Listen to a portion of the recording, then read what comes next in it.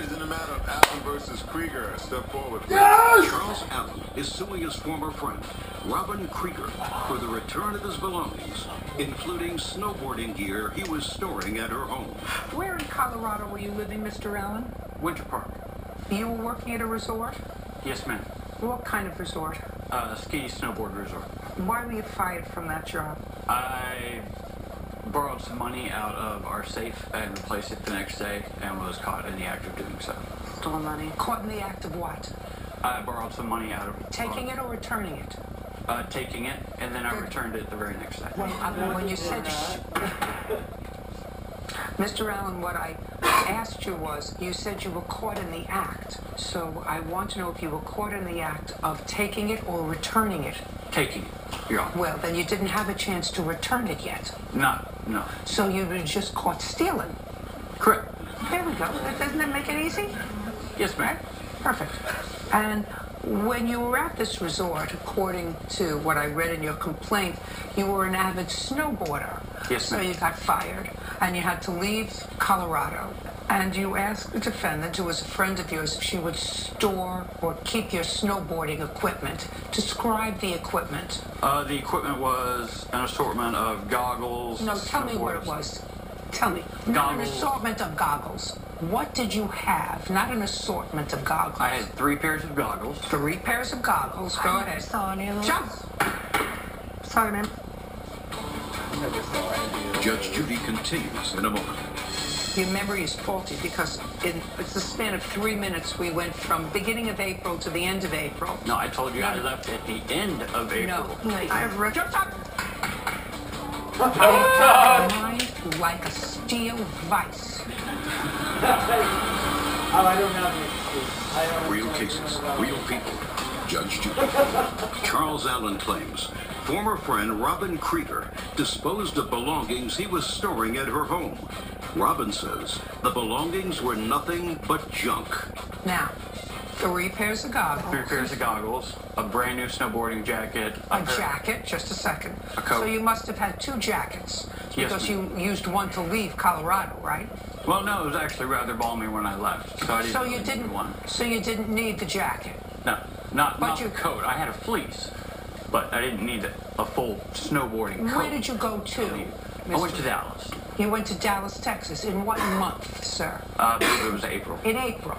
Yes, early April. Up. Out. Perfect. What else, Mr. Allen? I had a pea coat that I wore. Go ahead. What else? As I mentioned before, No, I don't want you to mention anything before. Okay. I have a mind like a steel vice. 3 pairs of goggles. 3 pairs of goggles, 5 pairs of socks, a pair of snowboarding pants, a snowboarding bag, and 2 shirts, and 2 pairs of gloves. How did you get it to her house? She came to my condo that I was living in. We Yes. packed it all up. We put it Listen to me carefully. Packed it up in what? in her car. You mean you didn't put it in a plastic bag? You just put the 5 pairs of loose socks? Well, I mean, we put it in plastic bags, so on and so forth. That's what I'm asking you, Mr. Allen. Okay. Did you Sorry, think this was going to be easy, Mr. Allen? No, ma'am. Good. You put it in plastic bags, Yes, ma'am. not a suitcase. No. Or a duffel, or No. anything else. Put it in plastic garbage bags. Yeah, and in the snowboarding bag. Snowboarding bag and plastic garbage bags. Yes, ma'am. And did you drive back to her house with her? Yes, Great. And where did she put your stuff? in the upstairs closet. Now, give me the date that you put it in the upstairs closet. I don't know the date. I can give you an approximate date of maybe early April. Now, what was the address where you were living? 75. And that's where you were living in April. That's where I was in April, correct? Were you living there in May? No, When in May did you leave? the very end of May. So you stored Mr. Allen's stuff for, let's say, approximately 7 weeks. At that address, yes. In the closet upstairs. Now, did you have a phone number for him? Yes. When you found out that you were leaving in May, did you call him? Yes. How many times? Several. More than twice? More than twice, probably 4 or 5 Did you times. leave a message for I him? left messages. I also messaged him also that I had to move and I didn't have anywhere to keep his things. And when did you put your No. hand down? When did you do Your hand- that? Probably You put around his 28th hand of up. May, because I was out of my apartment by You the end gotta of be May. kidding me. No. Your Honor, that's not true at all.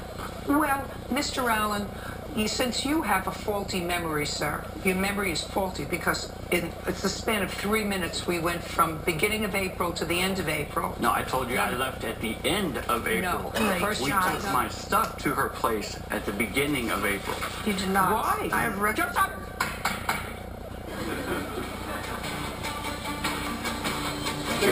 We can go on there. Friend Say we were. or friend? Promiscuous friend. A friend. Yes. How about you let you stay with her? She let you, so she knew how to get in touch with you. You could say that. Absolutely. I don't want to say that, sir. I'm asking you. She knew how to get in touch with you. Yes, Your Honor. And you were in Texas, correct? I left You at went to the end of Texas. April to go to Texas. To go to Texas. Yes, ma'am. Right. Did you call her from Texas? Yeah, we talked No, multiple times. So you called her from Texas? Yes, ma'am. The end of April. Yeah. And you spoke to her in May. Yes, ma'am. And when did she tell you she was moving? I didn't know that she moved at all. I can't help you, sir. She doesn't have your stuff anymore. She sold all the stuff at a garage sale. Your socks and your goggles and everything else. Is that what you told me? Yes. Too late. Everything was stinky. Watch your stuff, take it with you. She said she would hold on to it Watch for your me. stuff, take it with you. Because I had every Want your intention of stuff- coming back to Want Winter your Park. stuff, take it with you. No, she's I not couldn't afford to responsible for take it taking with care of me. She offered to hold on to it for me. I had every intention of coming back. Oh, no, we don't. You know something, Mr. Allen? We women sometimes don't understand male intentions. Sometimes the best intentions just don't work out. I suggest you get a job if you don't already have one, and buy yourself a new pair of goggles and 5 pairs of socks, because I can't help you. Do you understand? Goodbye. No, I don't understand. This is $1,500 worth of stuff that she just got rid of. Why does our excuse you may step out? Leave the paperwork. Thank you. Judge Judy continues in a moment.